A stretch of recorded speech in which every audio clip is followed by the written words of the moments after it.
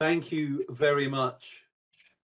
It's great to have Jeremy as our guest today. I'm going to hand over to Jeremy. Jeremy is very highly respected in the world of workplace, an author of many books, emeritus professor at the Royal College of Art, and his current role as a part of WORKTECH Academy. And all of that he will continue to share with us.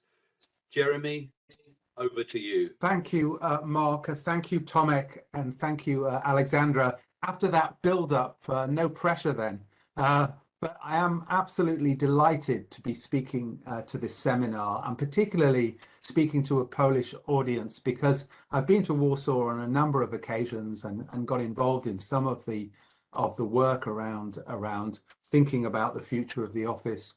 And I know that you have a very vibrant community, so I'm absolutely delighted to have this opportunity to talk to you today and to share with you some ideas. And when we were constructing this seminar, the feeling was that in order to understand the future, we have to understand the past. So what I'm going to be doing is taking you through a history of the workplace. Not to dwell on the past, but to look for clues as to how we might formulate the future. So that's the plan. I'm just going to share my screen with everybody. Our hosts were kind enough to explain that I wear two hats in this debate. One is as an academic researcher. I'm now Professor Emeritus of the Royal College of Art, where I co-founded the Helen Hamlin Centre for Design and had my own research group looking at the future of the workplace. And also, I'm director of WORKTECH Academy, which is a global online platform, knowledge hub looking at the future of work. It's also a membership club, and Mill and Knoll are very active members in our network.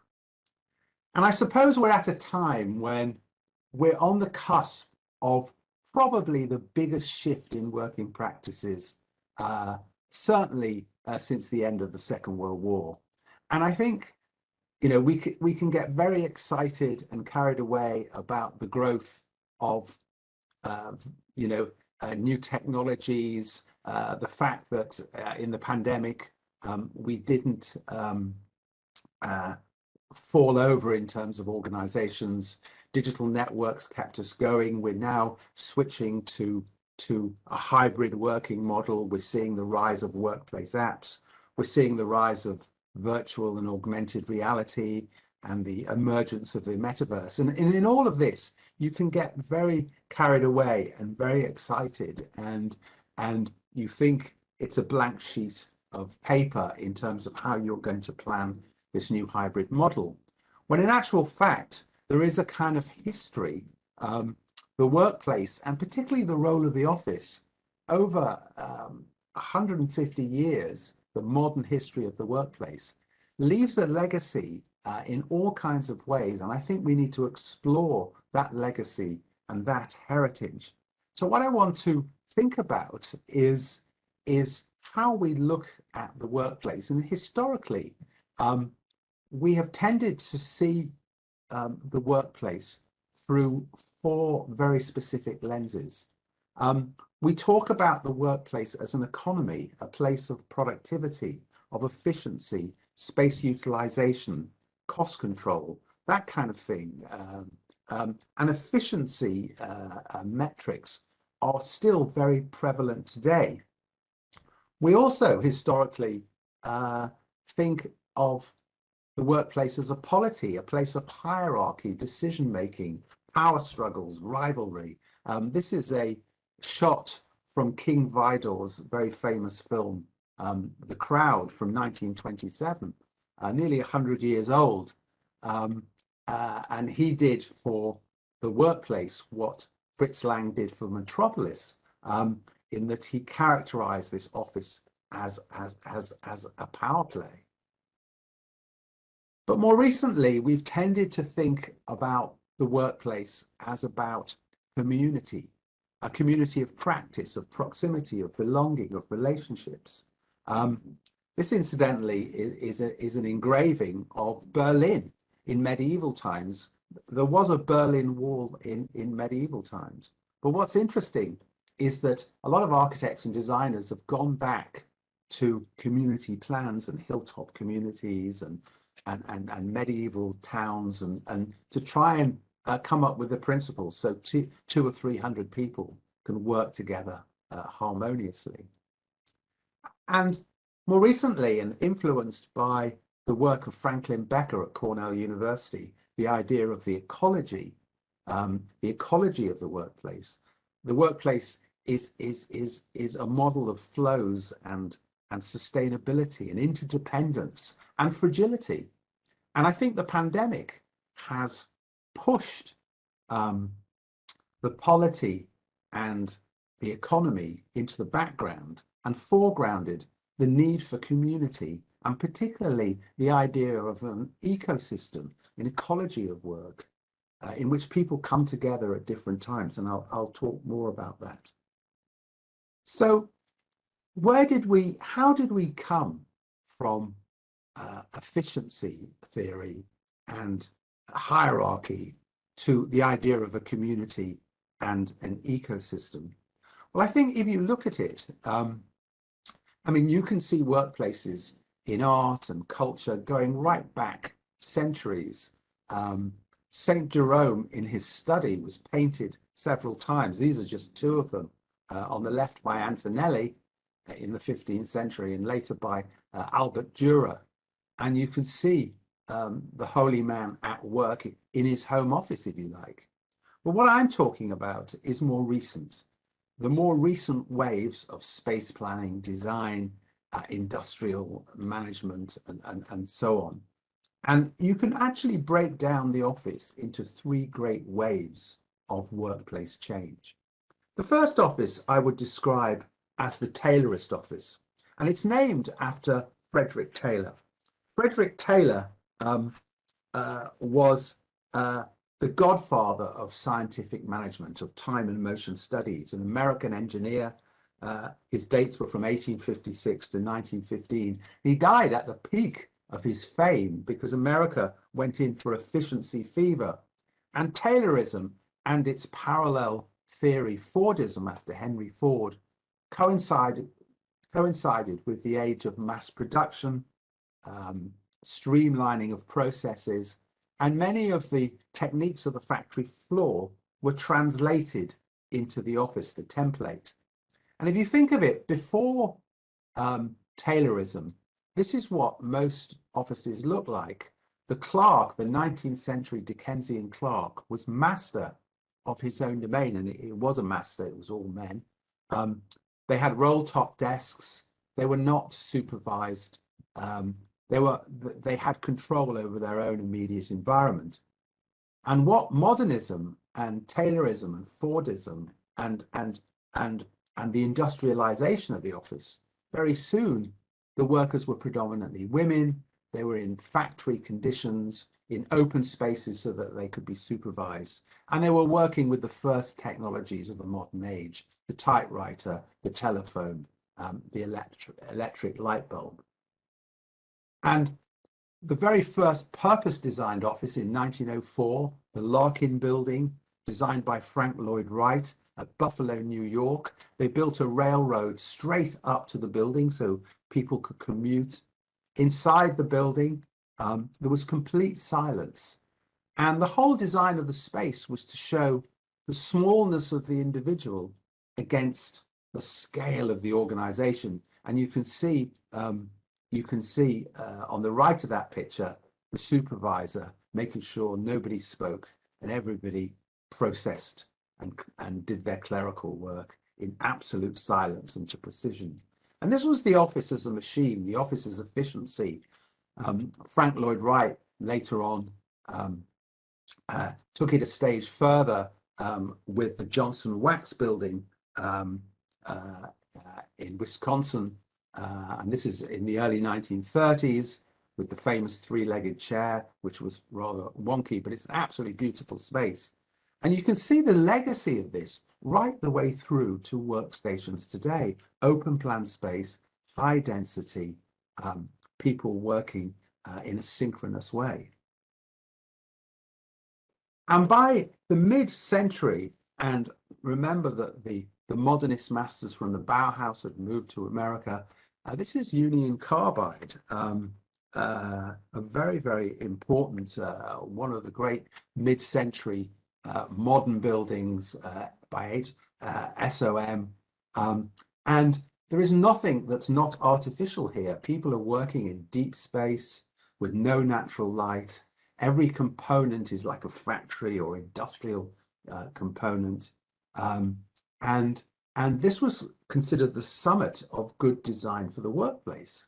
And of course, it wasn't long, and time and motion was very important. This is a still from Picture Post, and it's kind of chilling to look at it. This is from 1951. It's chilling to look at it more than half a century later. Left-hand side duplicate of right-hand side. It's turning the person into an automaton, and it's treating people as units of production, as pieces of a machine. And of course, we know that people aren't machines. They have their own needs and wants, and often react on an emotional rather than a logical level. And it wasn't long before the modern office was being satirized in popular culture. This is Jack Lemmon in the famous film The Apartment by Billy Wilder, 1960, in which the factory floor of the office was satirized, and in fact had a sequence that was a pastiche of King Vidor's original film. And then in 1967, one of my favorite films, Jacques Tati, a French film by Jacques Tati called Playtime, in which he enters this Kafkaesque office where men are sitting in boxes with their female secretaries. And I've shown this image countless times to management audiences, and people have said, I work in this type of environment. So immediately, the modern office, the efficiency-driven, machine-like Taylorist office, there was a cultural background. But generally, and the org chart was another thing that Frederick Taylor bequeathed to us, this idea of the electrical diagram of the hierarchy, and you're just a cog in the machine. Is that how people want to work? But it's an enduring legacy. But just when the modern office was at its zenith in terms of Taylorism, we move on to the second phase. This is the social democratic office. And unlike the Taylorist office, which emerged first on the East Coast of America, the social democratic office emerged in Northern Europe. And it was a kind of response to the darkness of fascism and the need to rebuild society after the Second World War. There was a much greater focus on more pleasant surroundings and social interactions. The Social Democratic Office was designed around human factors to be more communal and comfortable. And there was an economic reason for it, because at the end of the Second World War, there was full employment, and office-based organizations were competing with the mines and the factories for labor. So they competed not with higher wages, but with a better environment. And there were a number of very, very important developments, the first of which was in Germany, with Bureau Landshaft, office landscaping. This was invented by two brothers, the Schnell brothers in Hamburg. Their father had a furniture showroom, and they experimented with new types of layout. If you look at the layout on the top on the right, it's rectilinear, it's formulaic, it's machine-like, and below it's more organic, and it's about social networks and social network theory. Who needs to talk to who? There are potted plants, it's more humane. And they formed a group called the Quickborner team, and they very quickly exported Bureau Landschaft to organizations all over the world, especially in the UK and the US. And one of the people they influenced was a man called Robert Probst, who came up in 1964 with Action Office, and Mark Catchlove will be very pleased that I've included this, but it is a very important part of the history of the office. Robert Probst had very noble ideas. He could see the emergence of knowledge work, and I'll talk more about that in a moment. He could see the emergence of knowledge work, and he wanted to create a flexible environment so that people could visualize, communicate with others, switch between tasks in the knowledge work arena. Unfortunately, what happened with Action Office is that people felt exposed and demanded more partitions, and it morphed slowly over time into the dreaded cubicle. And one of the great design projects of the 20th century actually didn't have its desired effect, and he was rather disillusioned in later life by it. But Action Office was a fantastic innovation. And while that was going on in the early 70s, and this was a time when worker councils and white-collar trade unions were very powerful in Northern Europe, particularly Holland, the Scandinavian countries, and Germany. This is by Hermann Hertzberger. This is 1973, Central Bahia, where he creates, using concrete units, he creates these little work communities where people could decorate their own space, bring their own dogs in. It was Holland. It was kind of modernism with a human face, a lot of plants, a lot of social interaction. And this was the social democratic office at its height.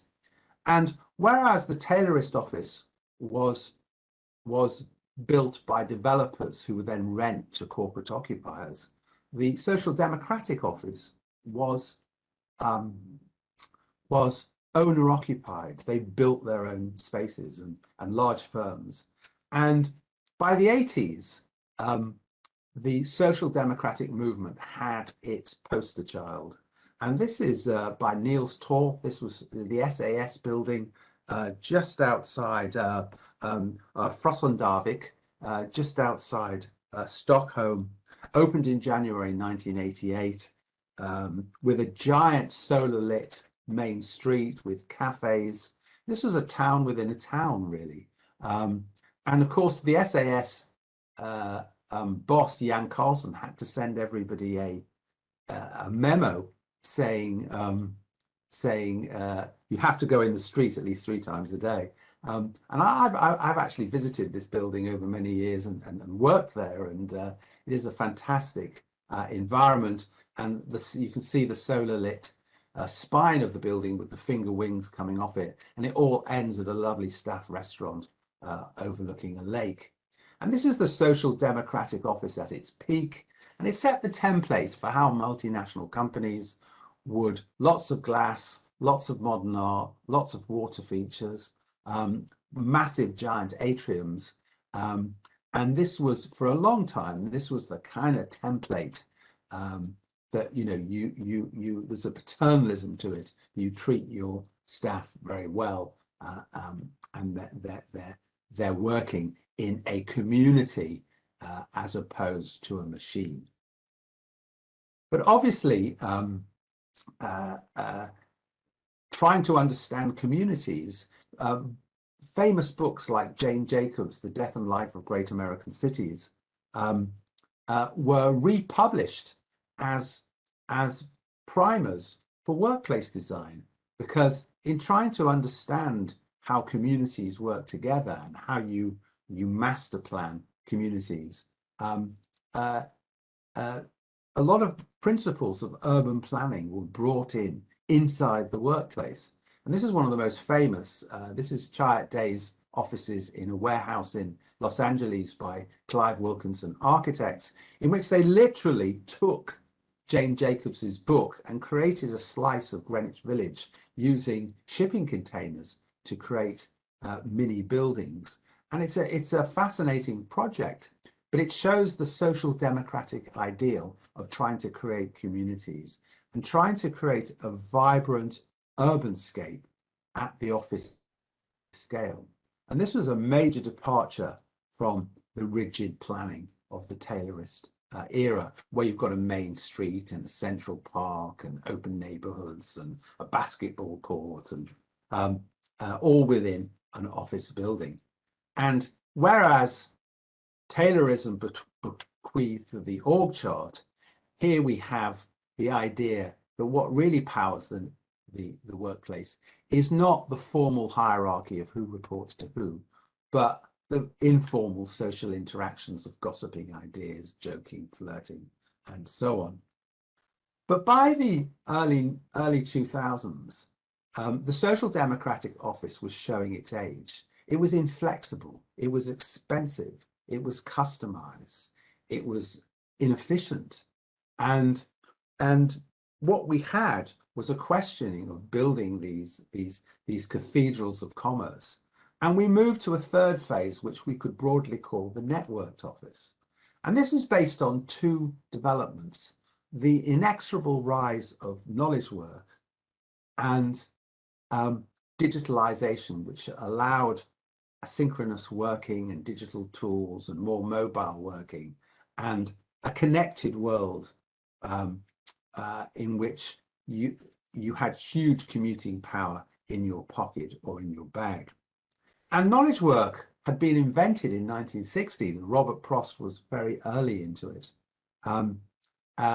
by two economists simultaneously, Peter Drucker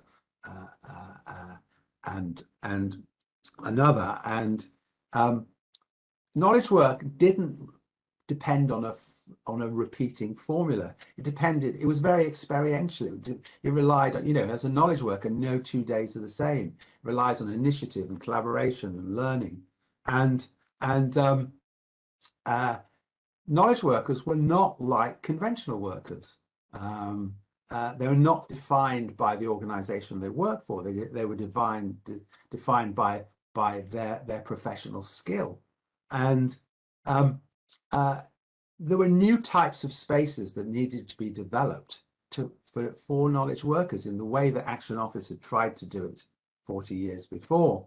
So we begin to see restaurant booths appearing in offices, and a much more informal approach to knowledge and learning and innovation.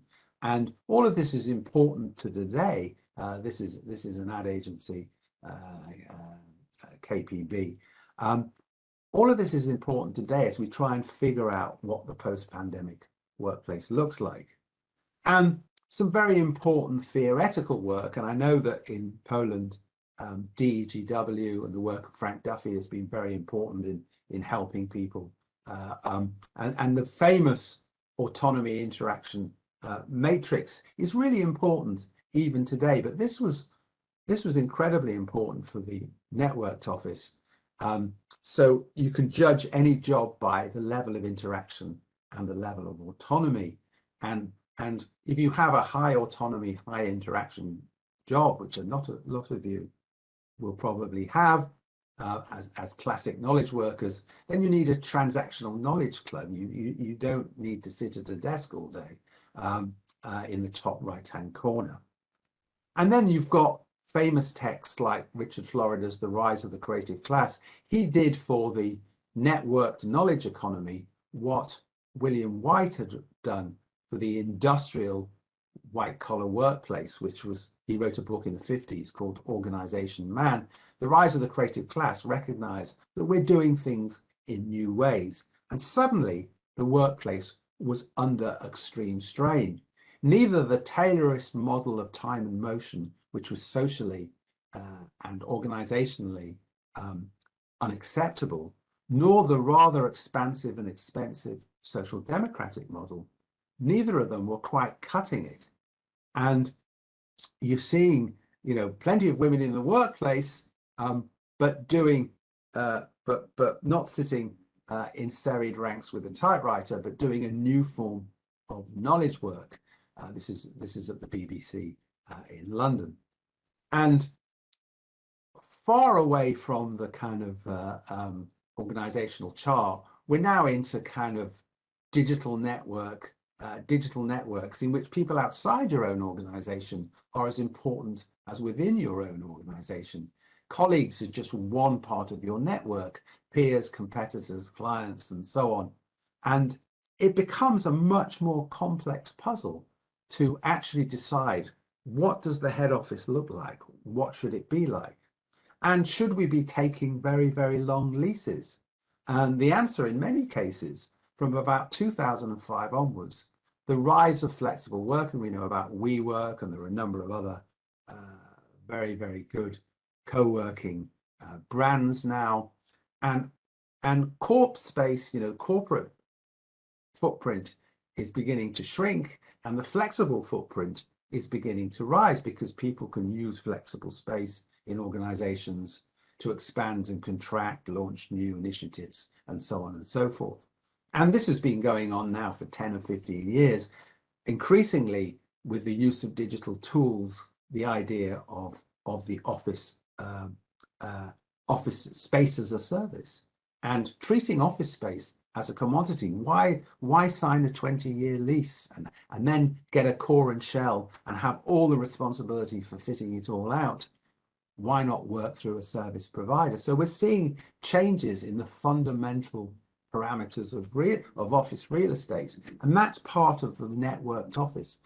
Networks are forming around real estate value, around design and fit out, around technology that supports an increasingly mobile workforce, working not just synchronous work, but also asynchronous work. But you still had downtown districts, you still had, we're now in just a couple of years ago, we're now in 2019, many large organizations, especially in North America and parts of Europe, very suspicious of even though the tools were in place, even though the technology is advancing, even though there's been social change, a lot of organizations still not allowing their workforces true flexibility. And then something absolutely unforeseen and dramatic happened. March 2020, the global pandemic. Suddenly, with a public health emergency, every single office is out of bounds. I'm a reader of science fiction. You could not make this up. We then go into the great experiment of the pandemic, home working, and gradually a hybrid model begins to emerge. People, far from organizations collapsing, and organizations made digital transformations within weeks, within days in some cases, kept going with people not commuting into the downtown districts of large offices to central business areas. And we now, after 2 years where we thought it's over, then there's a new variant, and large employers call their people back to the office and then they send them home again, and we're still in a kind of, are we, aren't we? China's back in lockdown, Hong Kong's having a terrible time. The British government has decided that COVID doesn't exist anymore, even though our rates are through the roof. We are heavily vaccinated. There are different phases of the pandemic, but we're now in 2022, and we're all together on this webinar, and I've taken you through this kind of short history. How does our history, how does our past inform our future? And this is the $64 million question. And we know that whatever happens with the pandemic, we are moving into what we might call hybrid working. Hybrid is here, it's happening, but how do we make it effective? I think the first thing to say about this is that we have reached an inflection point. We've reached a turning point. In WORKTECH Academy, we've been doing a lot of research, and we work quite closely with Microsoft, who run a work trend index in which they've got 31,000 employees tracked in 30 different countries. They're also looking at job patterns on LinkedIn and also studying the productivity signals that come out of their 365 data. So it's an amazing data set. And what they're saying is that, you know, over a third of employees, 38%, now have living experience of hybrid. They're working in a hybrid model. And over half of the workforce globally will consider transitioning to hybrid this year. Over half will prioritize well-being over work. And particularly for younger workforces, there's no going back, millennials and Gen Z. We did a study of our own members, and you know, we've got about 4,500 members in our network, and we said, you know, do we think hybrid working will impact the workplace this year? 55% in it said it would happen in a major way, and 13% in an extreme way, and only 6% said there would be little or no impact. So I think it's quite kind of unequivocal. We asked people how many days do they anticipate spending in the office on average, and they said, you know, 35% are going to do 2 days, and 26% 1 day. So that is nearly 60% not spending a lot of time in the office. So when they go into the office, they want a heightened experience. And is this change permanent? That's the really important question we ask. Will it change permanently? And 88% either agreed or strongly agreed. So we're on the cusp of massive changes. And what we've been seeing is a polarization in the marketplace. And I'd be very interested, especially with our Polish participants in this webinar, whether you're seeing the same thing. On one level, there are a group of resolute returners. We call them in WORKTECH Academy resolute returners. They want everyone back in the office. They're mandating 5 days a week back. And it's because they're worried about company culture, innovation, learning, productivity. And their poster boy is David Solomon, the Goldman Sachs CEO, who described remote work as an aberration that needs to be corrected. So at one end, you've got the hardly hybrid at all, you know, or the no to hybrid, the resolute returners. And they tend to be grouped in law, insurance, banking, financial services, those types of things, where they're used to over-the-shoulder mentoring of junior staff by senior partners. At the other end of the spectrum is a group which we might call the choice champions. They're hyper hybrid, and they want to make flexibility, choice, work from anywhere the cornerstones of their strategy. And they tend to be in software and social media, Twitter, Salesforce, Slack. They've all said that people can work from anywhere, anyhow. And Brent Hyder, the Salesforce president, said, you know, the 9-to-5 workday is dead. In truth, most companies are on a spectrum between these two extremes. They're neither hardly hybrid or hyper hybrid. They're trying to work it out. And in the midst of this, we've had something known as the Great Resignation. On one day in April 2021, according to the US labor statistics, 4 million people quit their jobs in the US in knowledge jobs. Sorry, not one day, 1 month, April 2021.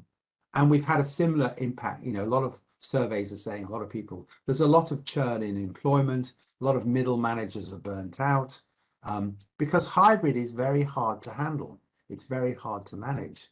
And those of you who are trying to create workplaces as part of the ecosystem will know how difficult it is.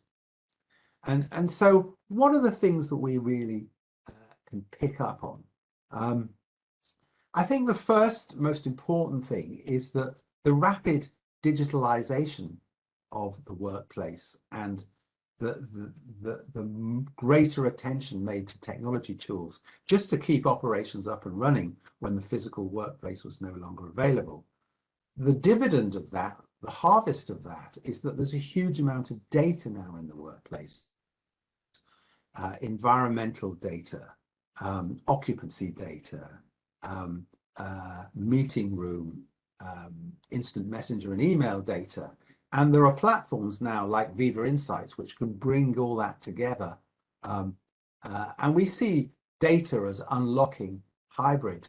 If you think historically, the office was, whether it was a social democratic place with plants and fountains, or a stern, unbending, machine-like place with rows of desks, the office was a dumb container. It didn't know who was there, what they were doing, or who was talking to who.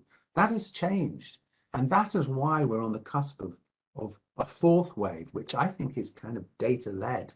And we're now going to see things like decision trees for hybrid workers, where they'll make a series of decisions, and then you, based on the decisions they've made, where, how are they going to work, what location, who do they need to collaborate, what space, you will then provide the experience that fits that decision. Design is going to develop as well. We're not just going to provide one setting in the way we have historically. We're going to look at underlying drivers, but then there's a kind of escalating scale of design decisions. There's the essentials of the workplace, but then there are things that bring the workplace alive, activators like acoustic design or lighting or vista or wayfinding, and then identifiers which create culture and so on and so forth. There's going to be sustainability, a much greater focus on the relationship between people's health in the workplace and planetary health, an interest in net zero and circular economy. Whereas a lot of, if you look at the three waves, at least until the networked office, sustainability was not a major priority. Throughout the 20th century, organizations, were very much in the economic model, and the idea of a net zero or a circular economy was not part of that. And we're going to see, and I think this is very interesting, the idea of the employee as a consumer, a new workforce mindset. If you have a choice to work, you're not mandated to come to the office, then the office has got to be a flagship experience, a super experience, if you like. And the office is going to be a host to new roles. It's not, you can't have grumpy facilities management anymore. Offices are going to be used in the same way that retailers use their stores and they do Facebook, live streaming. There'll be live streaming to a remote workforce from a Instagrammable, gorgeous workplace. And there'll be new roles like hosts and producers and broadcasters and educators. And the office is going to become this destination, this magnet, this branded entity, and a repository for values and culture. And this is the new Campari headquarters in San Francisco. They moved from a traditional office to a destination branded office. Well, the whole office is based around, surprise, surprise, a bar. This is designed by Gensler, but it's a heightened super experience. So when you come into the office 2 or 3 days a week, you get this great experience. Cities are going to change and flex. Offices are going to be more in mixed use development. One of the things of the pandemic is that people worked closer to home and they got to know their local neighborhoods better. And we're now talking about 15-minute cities. Paris has been piloting this idea and was at the Sorbonne that came up with the initiative. And we might talk about the central social district as opposed to the central business district, with health, education, work, home, entertainment amenities, all within a 15-minute walk. And I talked earlier at the start about, we are going to see the rise of the metaverse. Facebook has changed its name to Meta, and Microsoft has acquired Activision Blizzard, which is the biggest games acquisition in the world. And we're going to be using VR tools so that people who are in the office and not in the office will have the same virtual environment in which to collaborate. This is a very, very exciting development. And we're going to see a world of where we go from just providing basic physical comfort in terms of lighting, temperature, and ventilation, and so on. We're going to go to a world of psychological comfort, in which office design has got to provide identity, belonging, well-being. It's got to support team relationships, and we've got to get much more sophisticated in the way that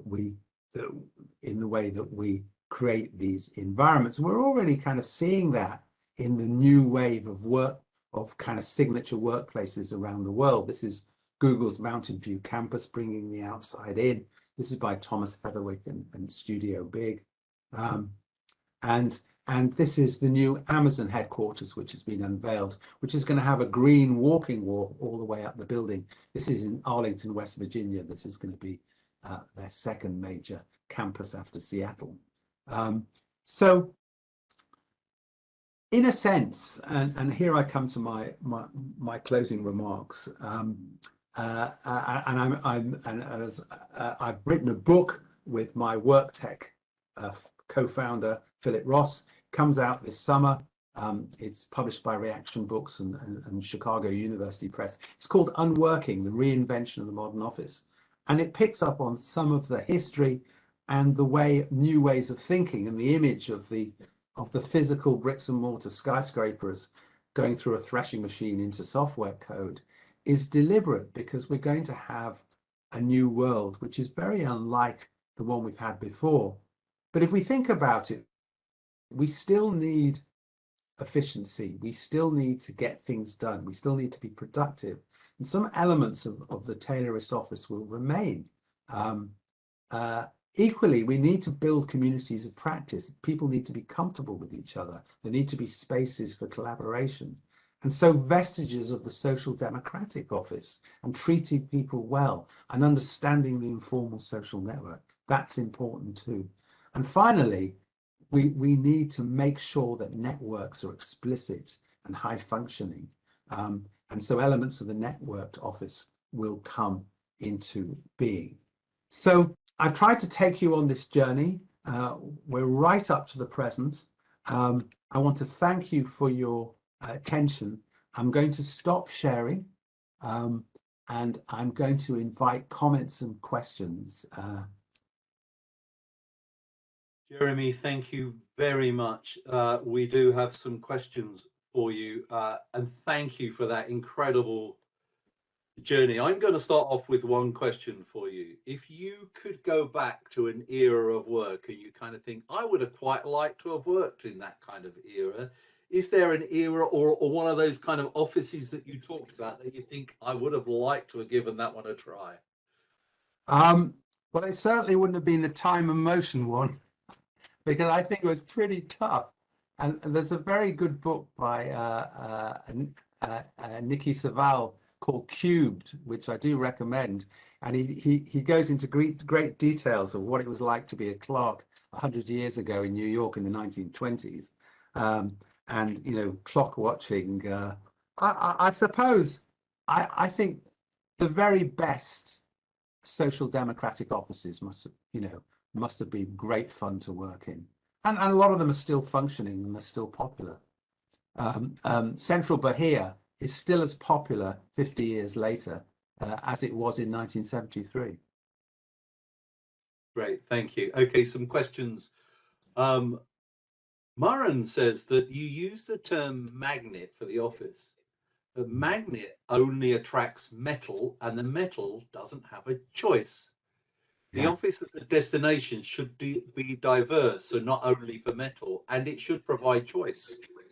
Feel free to comment. Yeah, I would agree with that. It hadn't occurred to me. I use magnet not in the literal sense, but the idea of magnetizing and, you know, being irresistibly drawn to it. I think that's how I would describe it. But I think the key point is that most organizations mandated their people to be at work, and they use the physical workspace as a container for performance management, for training, you know. So if you want to be trained, promoted, you know, be in the game, if you like, you have to be in the office. That's no longer the case, because what's happened over the last 2 years, new digital performance management systems have come into place. And so if you are going to get people back to the office for the reasons we all know about, collaboration, innovation, culture, then, and they've got a choice not to come in, you've got to make it a better experience. Why should they travel for an hour and then sit in a crowded office with very bad air quality, not very good furniture? You've got to make it better. The food and drinks got to be better. The amenities have got to be better. The ambience, the layout, the design, all got to be better. That's what I call a magnetic office. Thank you. This is a deep question, this one. Thank you, Rob, for settling this one, setting this one. Does the decline of the social democratic office prefigure a wider decline of social democracy in the political field? Are there any societal risks or dangers accompanying the networked office which will need to be accommodated? This is a terrific question. Thank you, Rob.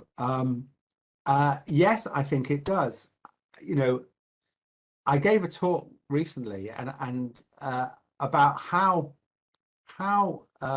if you see the workplace as as one of the battlegrounds between labor and capital, or talent and capital,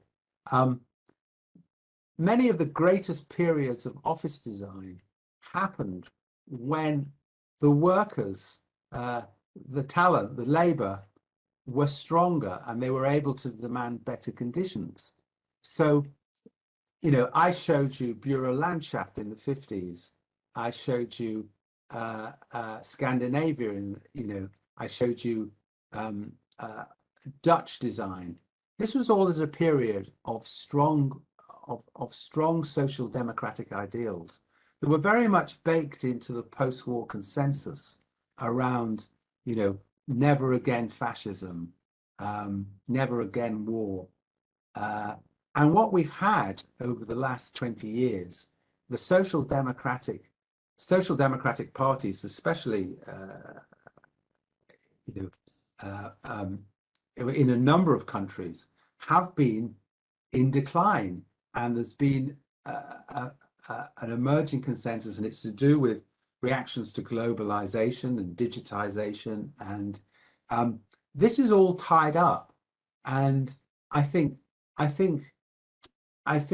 the fading of the social democratic office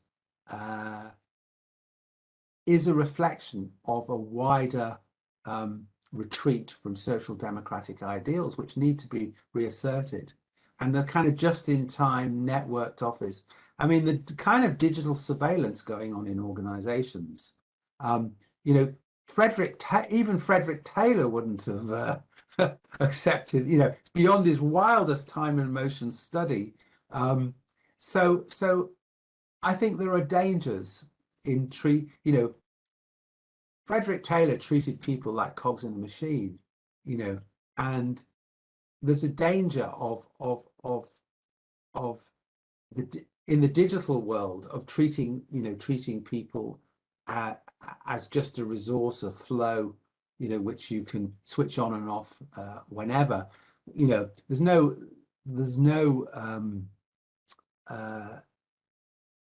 it's no coincidence that the rise of digital platforms has led to the rise of a lot of precarious work for many people. And work is now, if you compare it to the 1950s, work is much more unevenly distributed. Everybody is nominally in work, but people are on 0 hours contracts and part-time. Some people are on 0 hours contracts and part-time work, and others are in knowledge jobs where they're expected to be online 24/7. So it's a big political question, but I'm glad it's been raised. Great, thank you very much. We're nearly at the end, but I'm going to leave you one more question, if I may. Do you think that campuses of large companies outside cities have a chance of surviving? There's been a lot of questions about that asked, and I'd love to hear your views on that before I hand over to the Bakata team. I think that the campuses of large cities are going to be repurposed as mixed-use developments. The idea of the isolated science park out of town has had its day. People want to be in cities. The biggest campus development at the moment is Google's work at San Jose, where they're building an absolutely phenomenal, massive campus, but they're building it right in the middle of the third largest city in California. So people want to be connected to social life, culture, amenity, entertainment. They don't want to be on a segregated business park out of the way. But these parks will have new life because retail will go into them, housing will go into them. They'll be repurposed over time. I may be wrong, but the line of travel is more mixed-use, hybrid, integrated. Jeremy, thank you very much. For the sake of time, we've got 5 minutes ago. I'm going to ask the Bakata team to put their video back on. Every time I listen to you, Jeremy, there's some other snippets, and I actually wrote down about 20 of my own questions. So you and I need to have a meeting, I think. We will. Because I've got so many. Very happy to do that.